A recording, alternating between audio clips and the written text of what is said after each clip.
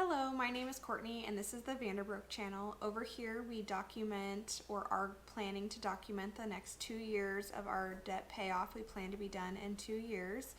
So today I want to talk about our annual budget for 2020.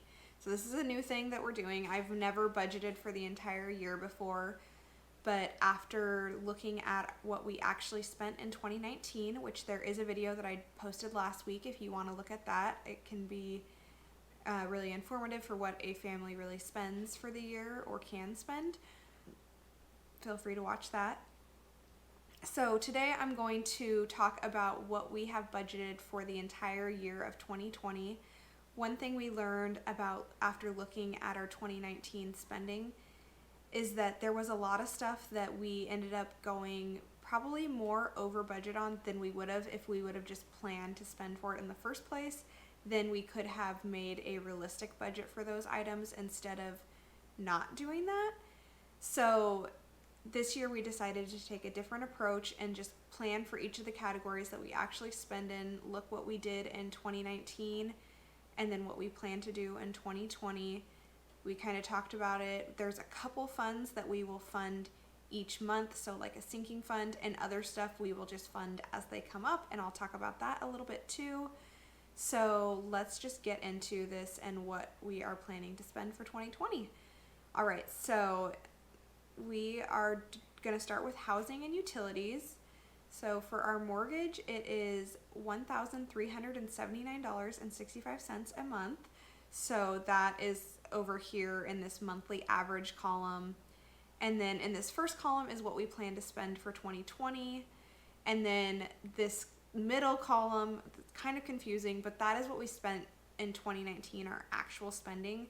So I put that in just as a reference so we can see, okay, what are we budgeting for in 2020? What did we actually spend in 2019? And why are those numbers different, or why did we keep them exactly the same? So for the mortgage, it is essentially one mortgage payment shorter, and that is because, as I mentioned in the other video, I forgot to pay our December 2018 mortgage payment.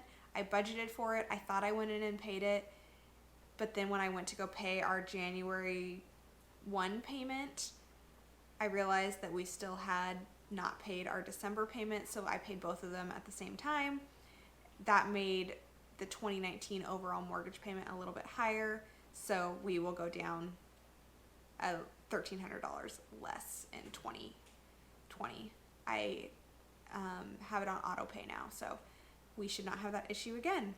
For water, we did $940 in 2019, so I just budgeted $950 for 2020, assuming it's going to be the same. I don't foresee us using less water. And then same with our gas bill. I predicted the same for those, $670 2019, $670 2020. Same with electricity, and then also our trash and our phone bills. So all of those things, I don't foresee there being any changes in those. So that was really simple to do for our budget for all of those line items. And then each month we will just budget whatever that actual amount is, because it's not the same every month, as most people know with electric bills and gas bills. They change depending on the seasons.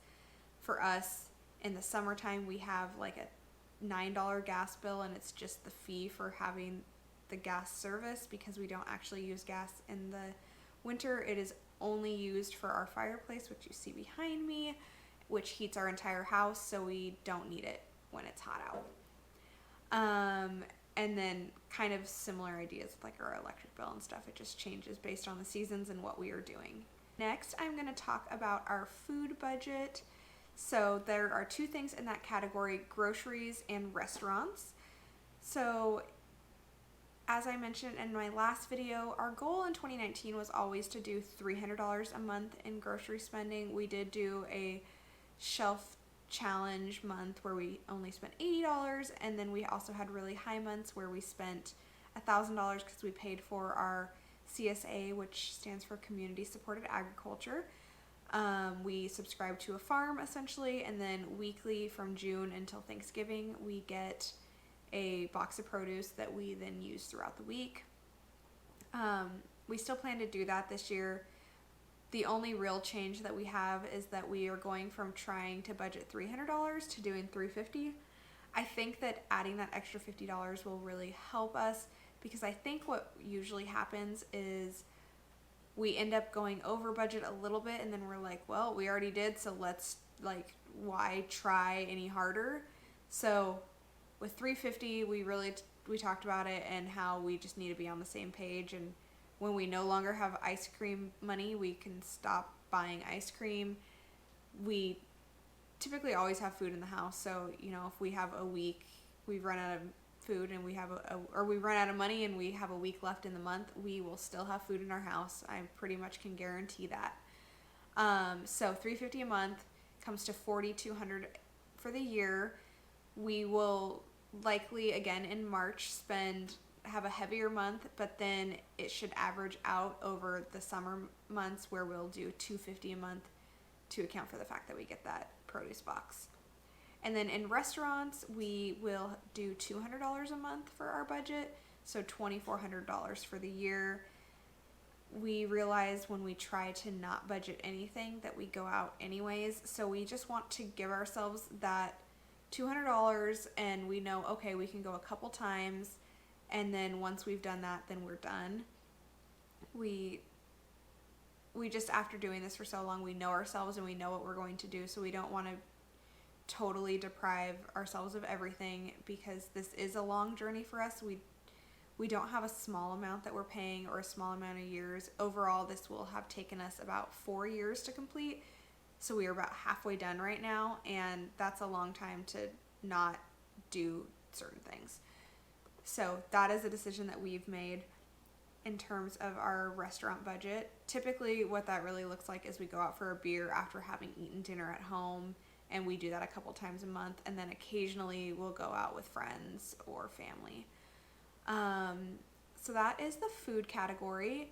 In our car, and then you can see the numbers, going back, you can see the numbers that we spent for last year. So we are predicting that we will do about $700 less in groceries and about $477 less in restaurants. And then for our car categories, we budgeted essentially the same for gas, so $220 a month gives us $2,640 for the year. Our insurance is going to be the same, $962 for the year. We pay that twice. In January we pay, and then in June. So we've already paid half of our insurance for the year. And then for car maintenance, we decreased that by about $400. So planning on putting like $40 a month into a car maintenance fund, so that we have stuff in there for when we need to get oil changes or any other maintenance type things. We did replace our tires last year, so that's what tire, and we feel comfortable with making it a little bit lower for this year. And then we will go down into variable or extra expenses. This is everything that doesn't belong in these other categories. If I can do it, let's see. Okay, so variable or extra expenses. So home maintenance, we budgeted $2,000. My husband wants to do something on the outside of the house. I have no idea what it is that he wants to do. He's kind of told me, but I am not entirely certain, so I'm not going to say on here. And he says he doesn't really know how much it's going to cost, but it's safe to assume that we'll spend at least $2,000 on the house for the year.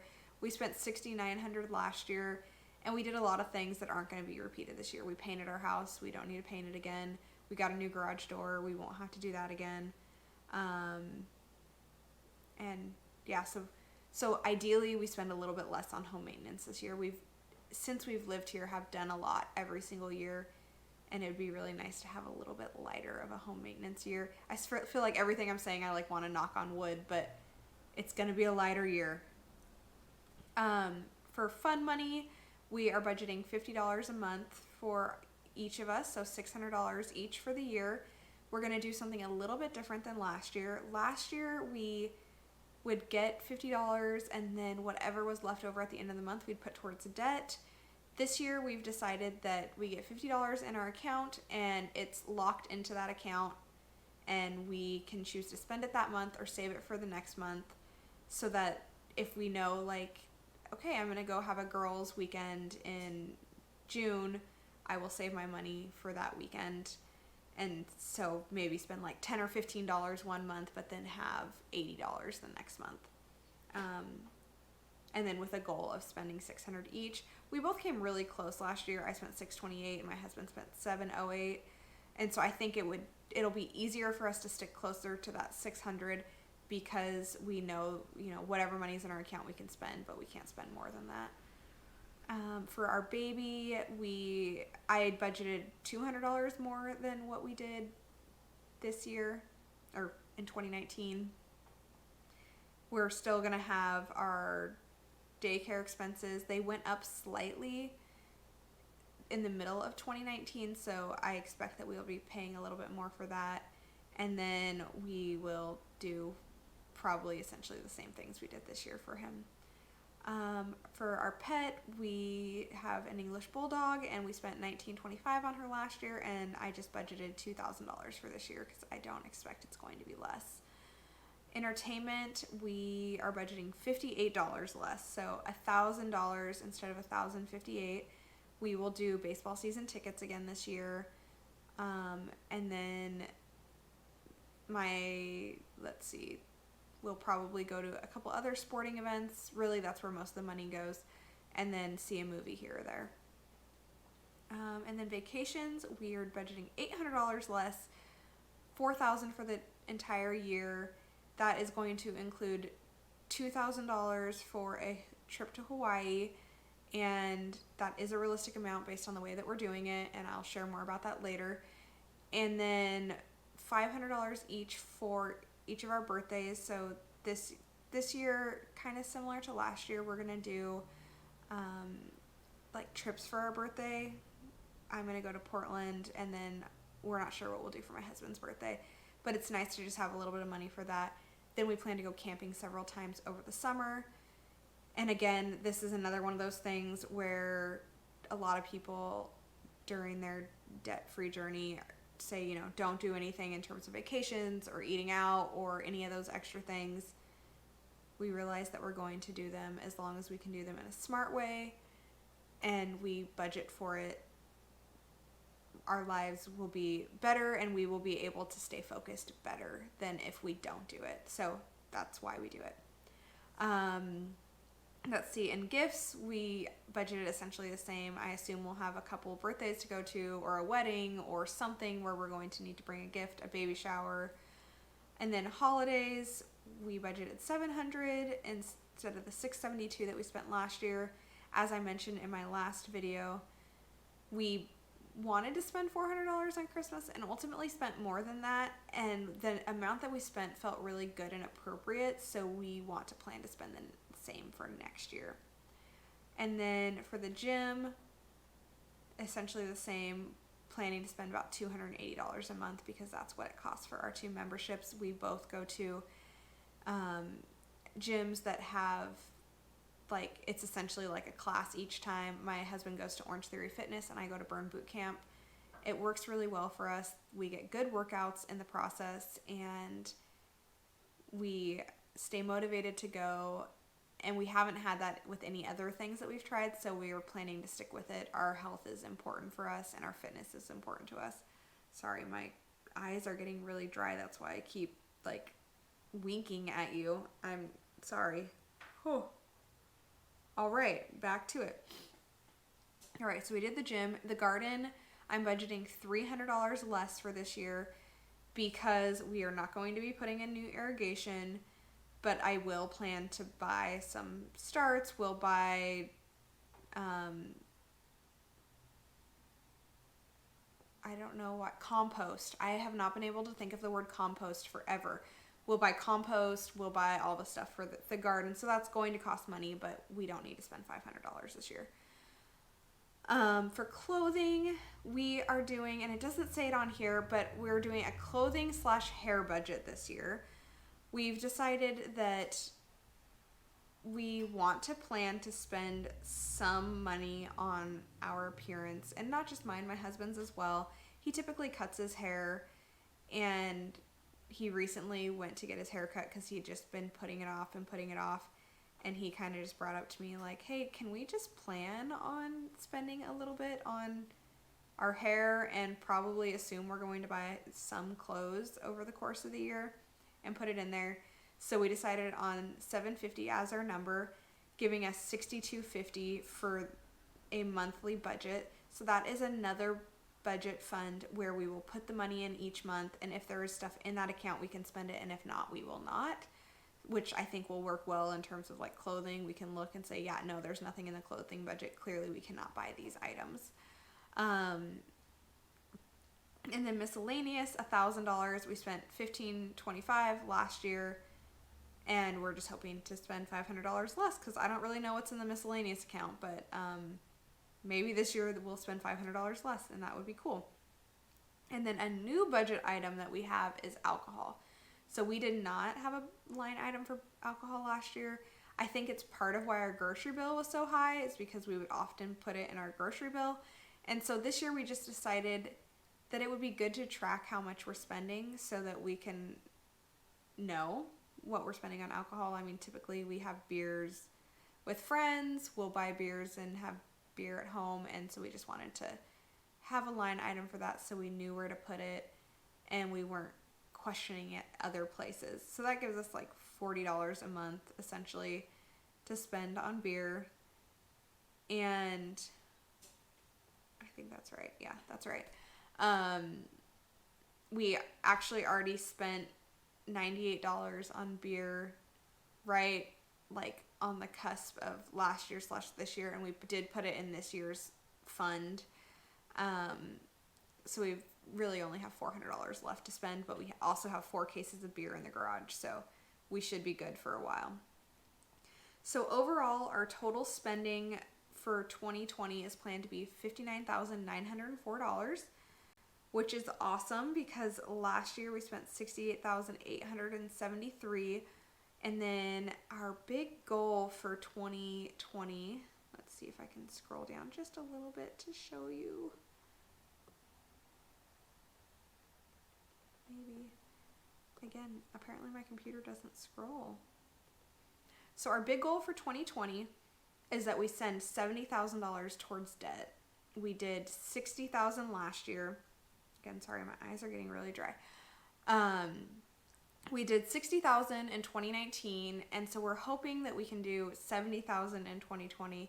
It's a huge goal, and if we don't achieve it, ultimately we still probably did really awesome, but we figured we'll just put that out there into the universe and see what happens. So far things are looking good considering our budget. If we can really stick to this, then we already are almost $10,000 less than we did in 2019. I got an unexpected raise at the beginning of the year, so that is helpful. And little things like our mortgage payment went down by like $15 a month, which I realize isn't a lot, but you know, like things like that were unexpected are going to be fixed at a lower price. So we'll see what happens, and I'll keep you updated on that. Thanks for watching, and if you like this video and you want to see more from us and follow along on our journey, please subscribe to my channel. And if you want to see more daily updates, go over to Instagram at Vanderbroek and follow me there. All right, have a good day or night or weekend, whatever that is to you, and